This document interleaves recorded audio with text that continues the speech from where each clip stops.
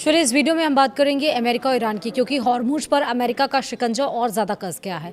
Hague सेठ बोले हैं कि नाकाबंदी जारी रहेगी। यूएई के 2 तेल जहाज़ों पर हमला भी हुआ है। नमस्कार, आप देख रहे हैं न्यूज़ 18। मैं हूं आपके साथ श्रुति श्रीवास्तव। ईरान के खिलाफ अमेरिका ने हॉर्मुज जल डमरू मध्य पर अपनी नौसैनिक नाकेबंदी लंबे समय तक जारी रखने का संकेत दिया है। अमेरिकी रक्षा मंत्री पीट हेगसेथ ने कहा है कि अमेरिकी नौसेना जहाज़ों को एक बाद एक बदल कर इस नाकाबंदी को अनिश्चितकाल तक जारी रख सकता है। अमेरिका ने यह ऐसे समय में कहा है जब USS George Washington aircraft carrier पश्चिम एशिया की तरफ जा रहा है। वहीं लिंकन एयरक्राफ्ट कैरियर को घर वापस बुलाया जाएगा। इसी बीच हॉर्मुज से गुजर रहे Abu Dhabi national oil company यानी कि ADNOC के 2 जहाज़ों पर हमला हुआ है, जिसे संयुक्त अरब अमीरात ने ईरान का हमला बताते हुए कड़ी निंदा की है। दूसरी तरफ अमेरिका ईरान पर आर्थिक दबाव और बढ़ाने की तैयारी में है, जबकि वैश्विक तेल आपूर्ति में गिरावट का अनुमान भी और गहरा गया है। ठीक है, पनामा दौरे के दरमियान हेगसेथ ने कहा है कि अमेरिकी नौसेना इस तरह की नाकाबंदी को अनिश्चितकाल तक बनाए रख सकती है, क्योंकि हम जहाज़ों को क्षेत्र में लाते हैं और बाहर भेजते रहेंगे और ऐसा करना जारी रखेंगे। अमेरिका यहीं रुकने के मूड में नहीं दिख रहा है। वहीं अमेरिकी वित्त मंत्री स्कॉट बेसेंट ने कहा है कि वाशिंगटन ईरान को आर्थिक रूप से और अलग थलग करने की तैयारी कर रहा है। न्यूज़ मैक्स के कार्यक्रम में उन्होंने ये भी आपको बता दें कि कहा कि अगले हफ्ते और घोषणाओं के लिए इस जगह पर नज़र रखिए, क्योंकि हम किसी देश को आर्थिक रूप से अलग थलग करने के इतिहास में कभी देखेंगे नहीं, नहीं देखे गए उपाय लागू करने जा रहे हैं। अमेरिका ने जून में करीब 1 महीने के लिए नाकाबंदी में ढील दी थी, लेकिन बातचीत में कोई बड़ी सफलता नहीं मिलने के बाद प्रतिबंध फिर लागू कर दिए गए। गुरुवार शाम हॉर्मुज से गुजर रहे ADNOC के 2 जहाज़ों पर हमला हुआ। कंपनी के मुताबिक किसी को चोट नहीं आई और स्थिति को नियंत्रण में ले लिया गया। यह 1 हफ्ते से भी कम समय में ADNOC से जुड़े जहाज़ों पर दूसरी ऐसी घटना है। शनिवार को भी UAE ने एक जहाज़ पर ईरानी हमले का आरोप लगाया था। UAE के विदेश मंत्रालय ने इसे ईरान का शत्रुपूर्ण हमला बताया और ईरानी रिवॉल्यूशनरी गार्ड पर वाणिज्यिक जहाज़ों को निशाना बनाने और हॉर्मुज को आर्थिक दबाव के हथियार की तरह इस्तेमाल करने का आरोप लगाया। मंत्रालय ने इसे समुद्री डकैती बताते हुए कहा कि इससे क्षेत्रीय स्थिरता और वैश्विक ऊर्जा सुरक्षा को सीधा खतरा है। हालांकि जहाज़ों के नाम, उनके माल या नुकसान की जानकारी सार्वजनिक नहीं की गई है। ईरान के विदेश मंत्रालय या IRGC की ओर से तत्काल कोई प्रतिक्रिया नहीं आई। युद्ध शुरू होने से पहले दुनिया के करीब 5वें हिस्से के तेल और LNG का कारोबार इसी संकरे समुद्री रास्ते से होता था। 28 फरवरी को अमेरिका, इजरायल और ईरान के बीच युद्ध शुरू होने के बाद से यहां जहाज़ों की आवाजाही बार बार प्रभावित हुई। ईरान का कहना है कि हॉर्मुज को पूरी तरह तभी खोला जाएगा जब उसकी शर्तें मानी जाएंगी और इनमें आर्थिक प्रतिबंध हटाना और ईरान की जब्त संपत्तियां जारी करना शामिल है। वहीं अमेरिकी राष्ट्रपति डोनाल्ड ट्रंप लगातार दावा करते रहे हैं कि अमेरिका के पास इस रणनीतिक रास्ते की सुरक्षा पर नियंत्रण है।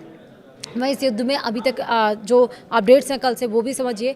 वेस्ट बैंक का ऐतिहासिक फ़लस्तीनी ईसाई शहर ताइबे लगातार बढ़ते तनाव के बीच डर के साए में है। अल जजीरा की रिपोर्ट के मुताबिक शहर में इजरायली बस्तियों से जुड़े लोगों ने समन्वित हमले किए हैं, जबकि रात के समय सैन्य छापेमारी ने भी स्थानीय लोगों की चिंता बढ़ा दी है। शहर में रहने वाली सैंड्रा बासिर और उनके पति रोलैंडो ने अपने घर की सुरक्षा के लिए 2 अग्निशमन यंत्र संभाल कर रखे हैं। उनका कहना है कि पिछली बार जब इजरायली बस्ती से आए लोगों ने उनके घर के बाहर पड़ोसी की कार में आग लगाई थी, तब मदद के लिए कोई नहीं पहुंचा और रोलैंडो के मुताबिक नागरिक सुरक्षा बल तब पहुंचे जब सब कुछ खत्म हो चुका था। नॉर्वे के विदेश मंत्री एस्पेन बार्थ ईडे ने कहा है कि ईरान के साथ युद्ध अपने शुरुआती उद्देश्यों को हासिल करने में नाकाम रहा है और इसके उलट देश में कट्टरपंथी ताकतें पहले से ज़्यादा मजबूत हुई हैं। ईडे ने अल जजीरा से कहा कि इतिहास में यह युद्ध अपने शुरुआती लक्ष्यों को हासिल करने में असफल रहा, जबकि ईरान में हाइड लाइनर कमज़ोर होने के बजाय और मजबूत हुए हैं। उन्होंने कहा कि नॉर्वे ने शुरुआत से ही इस युद्ध का विरोध किया था और इसे ना तो समझदारी भरा कदम माना और ना ही अंतर्राष्ट्रीय कानून के अनुरूप। ईडी ने हॉर्मुज जलडमरू मध्य में पैदा हुए संकट का भी जिक्र किया और कहा कि 28 फरवरी को अमेरिका और इजरायल के शुरुआती हमले से पहले यह जलमार्ग खुला हुआ था, जिसके बाद ईरान ने जवाब दिया। उन्होंने भी कहा कि जब जितना संभव हो सके युद्ध से पहले मौजूद नौवहन की स्वतंत्रता की स्थिति के करीब लौटना जरूरी है। मिस्र ने गुरुवार को हॉर्मुज जलडमरू मध्य से से गुजर रहे संयुक्त अरब अमीरात के 2 जहाज़ों को निशाना बनाया जाने की निंदा की। ये जहाज़ Abu Dhabi national oil company यानी कि एडनॉक से जुड़े थे, जिसने कहा है कि पिछले कुछ हफ्तों में उसके 1 दर्जन से ज़्यादा जहाज़ों को निशाना बनाया गया। मिस्र के विदेश मंत्रालय के बयान में कहा कि वह इस हमले को आक्रामक कार्रवाई मानता है जो समुद्री आवाजाही की सुरक्षा और जहाज़ों की आवाजाही की स्वतंत्रता के लिए खतरा है। मंत्रालय ने यूएई के साथ एकजुटता जताते हुए अंतर्राष्ट्रीय कानून के नियमों का सम्मान करने की जरूरत बताई। अमेरिका और ईरान के बीच जल अमरूमद पर नियंत्रण को लेकर जारी तनाव के बीच सप्ताह के आखिर में भी हॉर्मुज से जहाज़ों की आवाजाही सामान्य स्तर से कम बनी हुई है।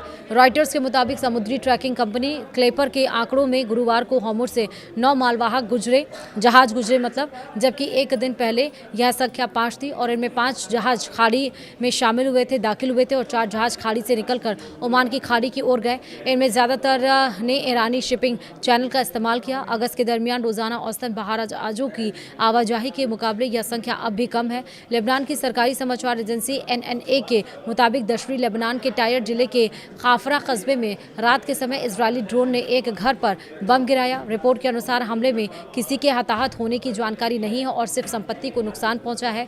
एजेंसी ने घटना से जुड़ी और जानकारी बाद में मिलने की बात कही है। अमेरिकी नौसेना के रिटायर्ड वरिष्ठ अधिकारी और रणनीतिक सलाहकार फर्मदा किल्लोवेन ग्रुप के चेयरमैन हार्लन उलमैन ने कहा है कि USS अब्राहम लिंकन जैसे बेहद जटिल विमान वाहक पोत को नियमित रखरखाव के लिए बंदरगाह में जाना जरूरी होता है। उलमैन ने अल जजीरा से बातचीत में कहा कि परमाणु ऊर्जा से चलने वाले विमान वाहक पोतों में बेहद उन्नत हथियार प्रणालियां और तकनीक होती है जिनकी पूरी तरह से देखभाल समुद्र में रहते हुए नहीं की जा सकती। उनके मुताबिक समुद्र में कई तरह के रखरखाव किए जा सकते हैं, लेकिन कई जरूरी काम केवल बंदरगाह में ही संभव होते हैं। रूस ने संयुक्त राष्ट्र सुरक्षा परिषद में यमन की समुद्री और जमीनी नाकाबंदी को पूरी तरह से हटाने की मांग की है। रूसी प्रतिनिधि यूलिया झदानोवा ने अमेरिका और इजरायल पर यमन में बढ़ती हिंसा के लिए जिम्मेदार होने का आरोप लगाते हुए कहा कि देश में खाद्य दवाइयों और ज़रूरी सामानों की आपूर्ति पर लगी सभी पाबंदियां हटाई जानी चाहिए। वहीं झदानोवा ने सुरक्षा परिषद में कहा कि रूस यमन की समुद्री और ज़मीनी नाकेबंदी पूरी तरह से खत्म करने की मांग करता है। ये भी कहा कि भोजन, दवा और ज़रूरी सामान की यमन पर तक पहुँच पर लगाए गए प्रतिबंध भी हटने चाहिए। रूसी राजनयिक के मुताबिक यमन में लंबे समय से रुकी शांत प्रक्रिया की वजह से हूती समूह को अमेरिका और इजरायल द्वारा शुरू किए गए क्षेत्रीय टकराव में खींचा गया है। फिलहाल वीडियो में इतना ही। नमस्कार।